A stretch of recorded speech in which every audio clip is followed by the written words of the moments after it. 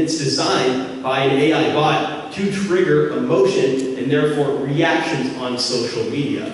This image is what a lot of people in my generation would coin the term as AI slop, and not worth your time and reaction, because just by looking at the content, it is clearly fake. So the golden rule with detecting AI content is the very mantra my generation was raised on. That being, don't trust everything you see on the internet. Always rationalize or fact check posts. What I mean by this is rationalize, as in look at the content. Is this realistic? Could this happen? Why would this be posted? Or fact check. Simply look up something on Google. Did the Pentagon really explode last Tuesday? Probably not. So now, with that in mind, let's go into some of the more positive rewards of modern AI that you can use. First, accessibility and convenience. So voice assistants let people control their phones and homes hands-free. Think Alexa and Siri, but more advanced as Apple and Amazon continue to integrate AI with this technology. Also, accurate real-time translations of people over online and in-person meetings, eliminating the need for expensive translators. Also, it can power navigation apps and answer broad questions with large language models or text-based AI. And I put an emphasis on broad questions because you want to avoid specific legal and medical advice. Like I said before, AI is designed to give you an answer. It's not always designed to be correct. So just as the 2023 New York lawyer lost his case because AI hallucinated several other cases, you want to avoid legal and medical advice that requires expertise. Another reward of AI, one of my personal favorites, is restoring and upscaling for old, blurry, or damaged family photos. And it can also ensure that everyone has their eyes open in a photo. And colorize and restore old black and white photos. So just by putting these images into ChatGPT, you can see how these old, cracked, and damaged photos became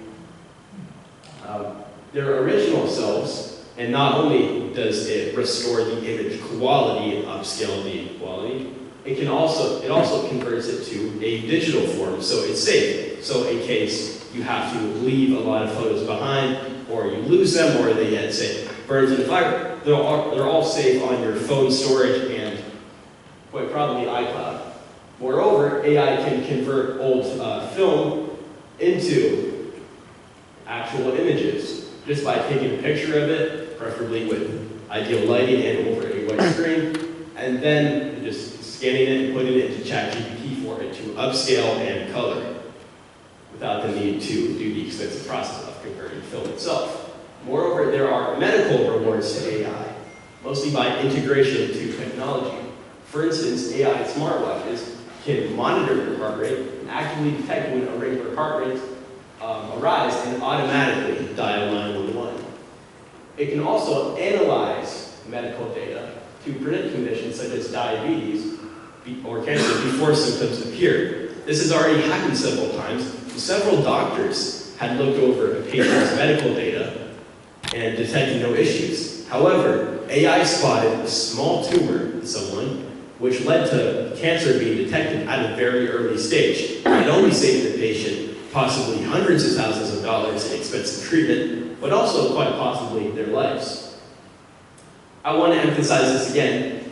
AI is not your personal doctor. Medically, AI is a tool for professionals to analyze your data with and use. You do not want to ask ChatGPT specific medical information because, again, it is designed to give you an answer, not necessarily be correct. AI is used for integration by the people with actual expertise in medical fields, not for you to use yourself. So, in summary, like I said at the start, falsehood flies and the truth comes looking after it. Modern AI is incredibly versatile and is only expanding in its possible uses. We don't want to blindly trust AI with advice you might otherwise get from a professional doctor or lawyer or anyone else with professional expertise in the field. You always want to think critically about possible AI content on social media or scams directed against you. fact check all information, and rationalize all the posts you see. Did this really happen? Would anyone really take the time to take this photo and post it on social media? Remember that AI posts and scams try to elicit emotion so you don't critically think and slow down when analyzing them. Again, don't trust everything you see on the internet. So, thank you so much for listening. If anyone has any questions, I would be happy to answer.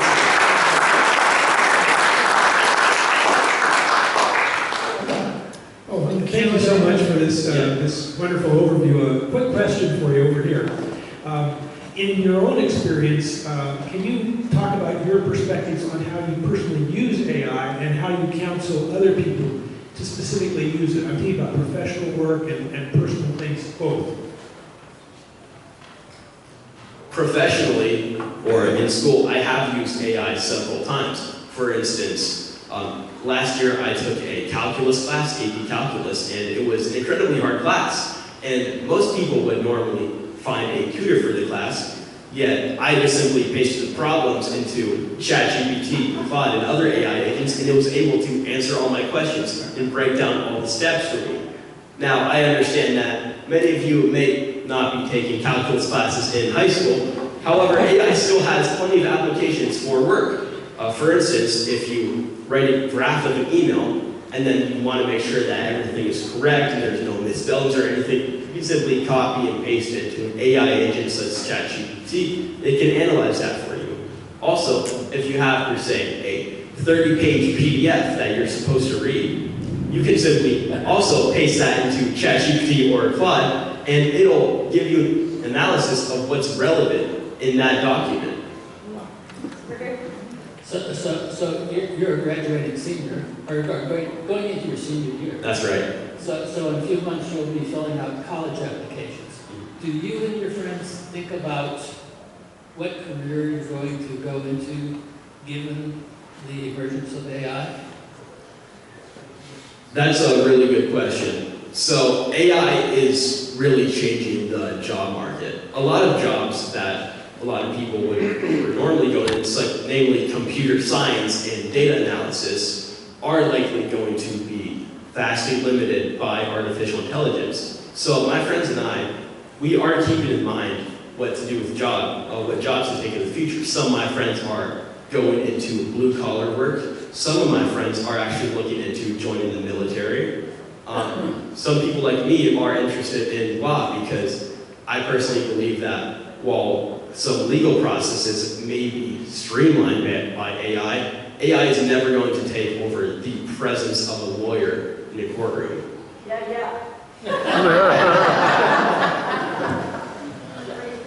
Question. Let's see. Our military has gotten caught allowing AI to make decisions for us.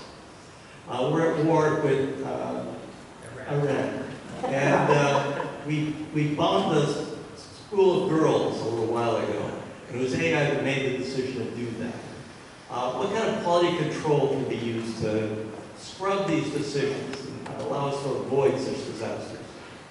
Well, of course you can ask a prompt AI differently to give it regulations. The best quality control for AI in any situation is going to be to not let AI automatically follow up on their decisions and to allow a human to actually approve whether an AI's choices get implemented. For instance, if AI says to bomb these 5 buildings, of course the AI's decision shouldn't automatically be fed into a missile system and the missile should be shot out immediately without any human supervision. A human should be the one looking at an AI suggestion and then making the call themselves in order to bomb those 5 buildings, whether that's a good idea, and be determining whether that is a good idea or not.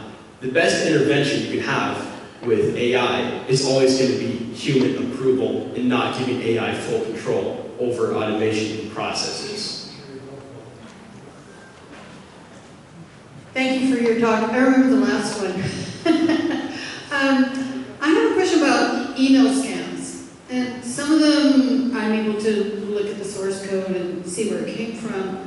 But it's getting harder and harder to do that because the way they're doing it makes it look more and more legitimate when you look at the source code. So what's your recommendation for people who don't know how to look at a source code to see where it really came from? When you get stuff like, you just made a payment to PayPal for $1,800, or thank you for purchasing this insurance or whatever. What's your recommendation for how to analyze those and realize that they're fake? Really similarly to my recommendation for how to deal with the phone call scams of a grandson in the middle of a jail, where you just call the son back on the actual number you have them saved on as their phone as. If you get an email saying that you spent $1,800 on PayPal, the best thing to do, if you're not sure, if you can't validate the actual email, is to email or call PayPal customer service themselves, or on your PayPal app, simply look through the transaction history. Did you really spend $1,800? And if you're not sure, just call the actual PayPal number that you can look up on Google and ask them, give them the relevant information and say, did I really spend this money, or is this a common scam that you've dealt with before? Don't immediately act on any email, because like I said, don't trust everything you see on the internet. Right, last question is a follow-up. You just said, don't trust everything you see on the internet. How can you validate your Google searches or other searches? So when you look at something on Google, now, of course, the first thing it'll give you is an AI summary of the relevant information. And if you ask it, like, when was the Declaration of Independence signed, it's going to give you factual information for that most of the time. But if you're asking any sensitive information, especially information personally relevant to you, the first thing I would do is ignore that AI summary. And then scroll down, see if you can find the official website. Usually something sponsored or something you've already clicked on as shown by a purple link. For instance, if you go to if you search at PayPal, it might give you an AI summary of what PayPal is, and then the second link after that is going to be the official PayPal website. So, especially if it's general, broad information like historical dates or animal facts, you can probably trust the AI summary. But otherwise, I would highly recommend actually looking at the sources and using the first few trusted links that come up on Google.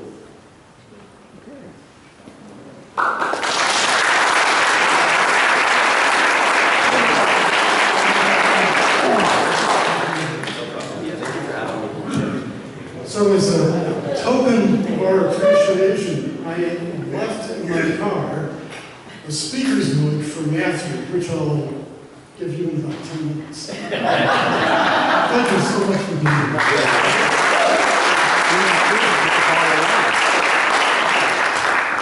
So where are we going to be next week? Rodeo Ground. Really big tent. Yeah, and Sheila, what's the route we take to? You know what I think I will do is I will send a email with kind of like little map directions when I get back to the office. Maybe we can share that with everybody. That sounds great. Yeah. It's a wrap.